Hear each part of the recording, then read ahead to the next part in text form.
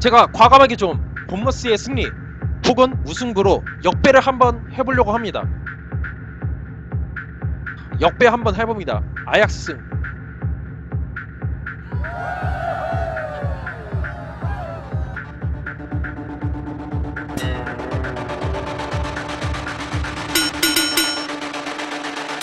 역배에 도전해보려고 합니다. 역배에 도전해보려고 합니다. 역배에 도전해보려고 합니다.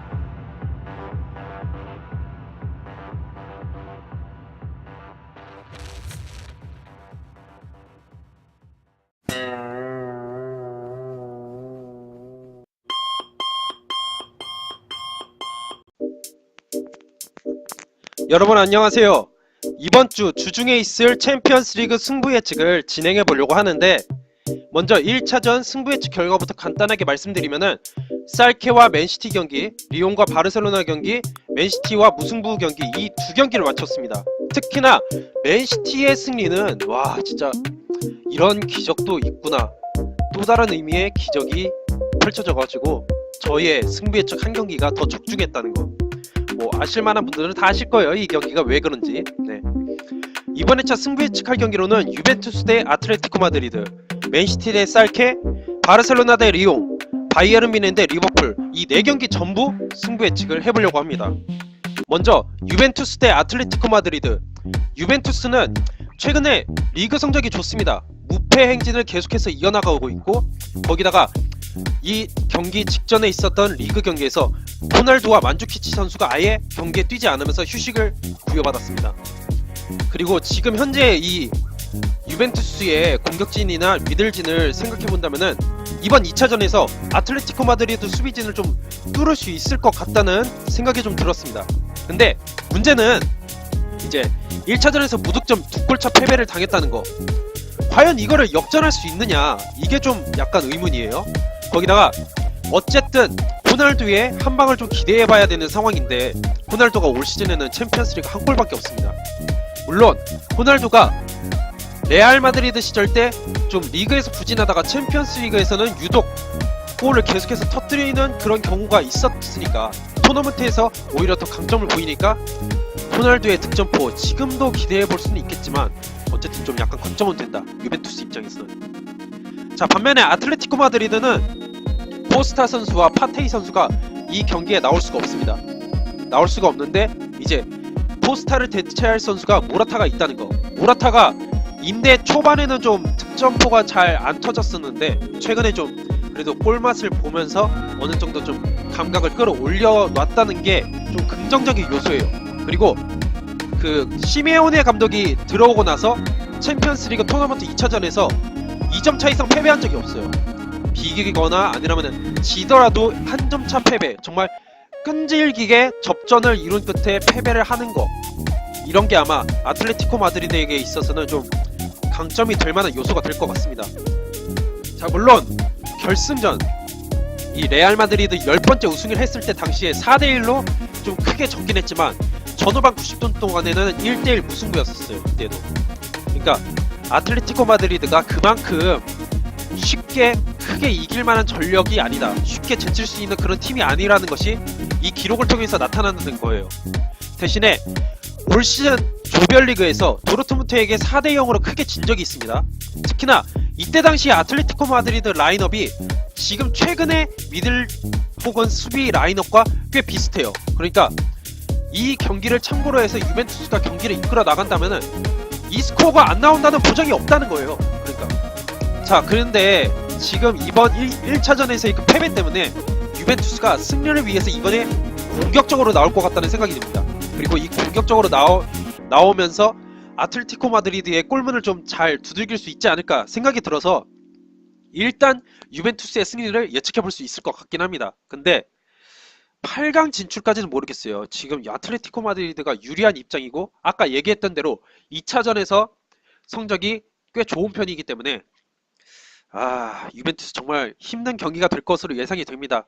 하지만 일단 지켜봐야죠. 2골 차는 어쨌든 역전할 수 있는 여지가 충분히 되는 스코어니까요. 다음으로 맨시티 대 살케 경기. 살케가 홈에서 좋은 성적, 좋은 모습으로 선전을 했지만은 결국에 스털링의 마수거리 골로 3대2로 졌습니다. 특히나 이 경기에서 오타멘디의 퇴장으로 한 명의 수적 우세가 있었음에도 불구하고 패배를 했기 때문에 정말 아쉬울 수밖에 없어요. 쌀케의 입장에선. 거기다가 맨시티가 최근에 컵대회 포함해서 13승 1무 1패로 엄청난 상승세. 여기에 스털링 선수가 완전 살아났습니다. 스털링 선수같이 이렇게 스피드를 밀어붙이는 이런 공격이 쌀케에게는 특히나 잘 통하기 때문에 이게 쌀케에게는 정말로 안 좋은 소식이 될 것 같고, 비록 부상 선수 페르난지뉴나 아니라면 데브라이너 선수가 부상으로 빠지고 거기다가 퇴장으로 오타멘디 선수가 퇴장으로 이제 결장을 하게 된다 할지라도 여기에 대체할 만한 선수가 충분히 있다는 거. 뭐 마레즈나 제주스 그렇게 이 아까 얘기했던 데브라이너나 페르난지뉴에 비해서는 좀 떨어지지만은 그래도 대체 선수가 되고, 그 오타멘디를 대체할 선수는 콤파니가 있어요. 콤파니가 그래도 마크하는 건 아니라 맨시티의 중심을 잡는 데에는 일가견이 있으니까 맨시티가 이번 쌀케전에서도 충분히 승리를 노려볼 수 있다는 생각이 듭니다. 거기다가 쌀케의 경우에는 지금 분데스리가 14위에 처져 있습니다. 이 후반기 리그 성적이 1승 2무 5패, 특히나 실점이 19실점으로 너무 많습니다. 이럴 정도로 수비진이 너무나 불안정하다는 거. 거기다가 홈경기 1차전 패배가 너무 아쉽습니다. 진짜 1차전을 이겼다면은 이러한 페이스 속에서도 어떻게든 수비적으로 템백을 써서라도 막아보려고 할 텐데 지금은 공격을 할 수밖에 없는 상황이잖아요. 또 그렇기 때문에 지금 상황에서는 맨시티를 역전할 가능성 정말 희박합니다. 이 경기는 맨시티 승이에요. 네, 맨시티 승이고, 맨시티가 비록 페르난지뉴나 데브라이너 선수들 부상당하고 다비드 실바가 부진하다 할지라도 제가 이런 걸 고려해서 본버스 승이나 무승부 예측했을 때에도, 와포드 무승부 예측했을 때에도 이겼잖아요.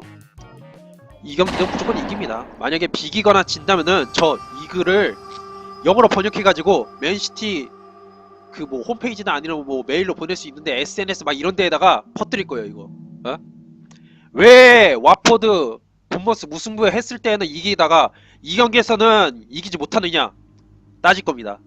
그러니까 이기세요. 아셨죠? 맨시티 믿습니다. 다음으로 바르셀로나 대 리옹 경기. 바르셀로나는 최근에 레알 마드리드와의 원정 경기 연속으로 격파하고 1위를 수성했습니다. 거기다가 수아레즈 선수가 득점포가 완전히 살아났죠. 거기다가 리그와 챔피언스 리그 통틀어서 홈에서 1패밖에 없습니다. 베티스 경기에서 4대3으로 진 것 빼고는 모두 승리를 거두거나 비겼는데 49득점이나 있습니다. 이게 17경기에서 49득점이면은 거의 3골 가까이 된다는 거죠. 엄청나요.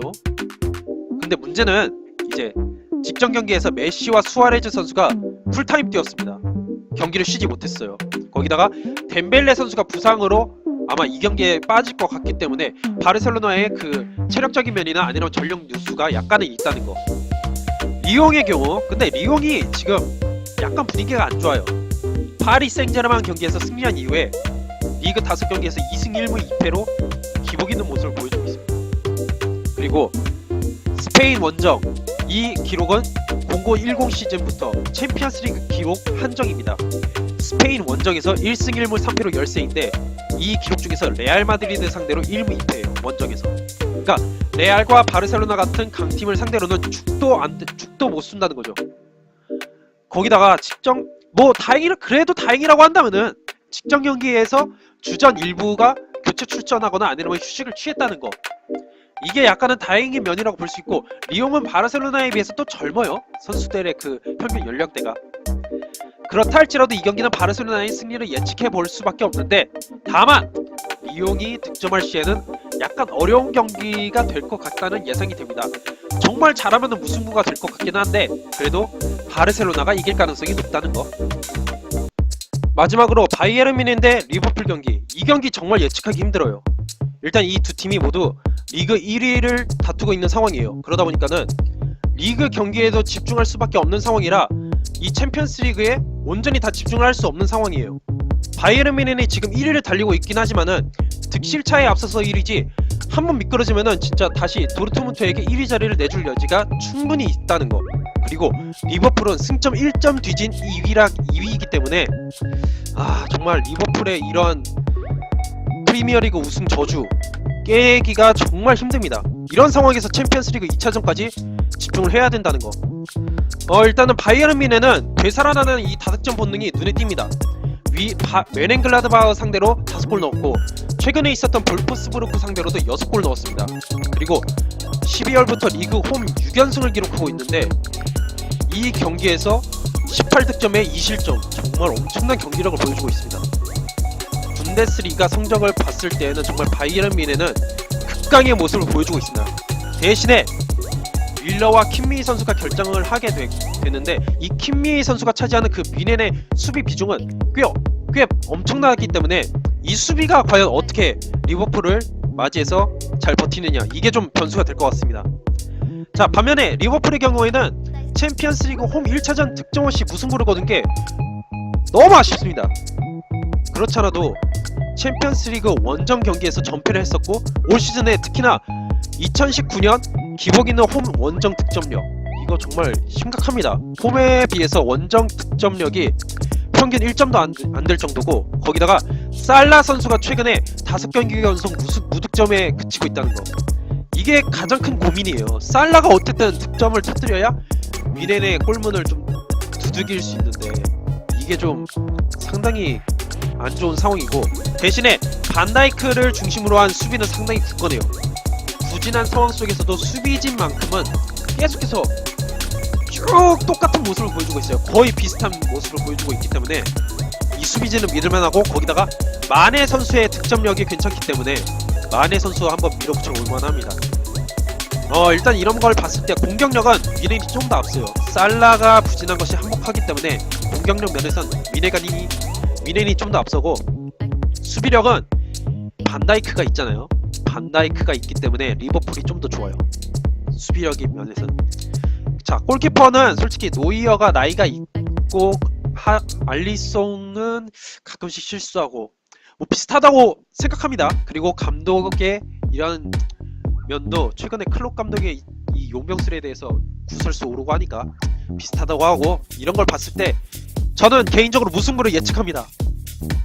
그리고 여기에 추가로 감히 하는 예상 하나, 살라가 이번에 한몫할 것 같아요. 그러니까 가끔씩 이런 경우가 있어요. 예전에 이제 첼시 우승했을 때 당시에도 토레스 선수가 4강 2차전에서 버저비터골 넣으면서 결승 이끌었잖아요.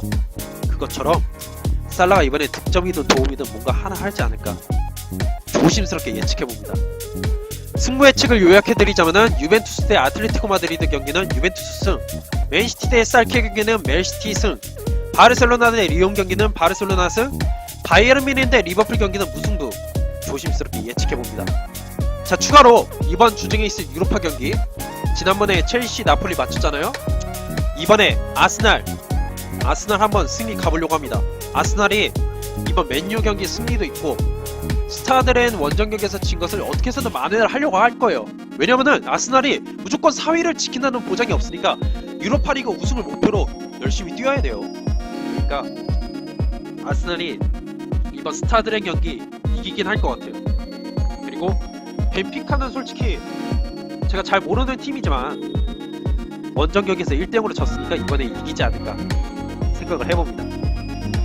자, 이상으로 영상을 마치도록 하겠고, 제 영상이 마음에 드시는 분들은 구독과 좋아요를 눌러주시길 바라겠습니다. 감사합니다.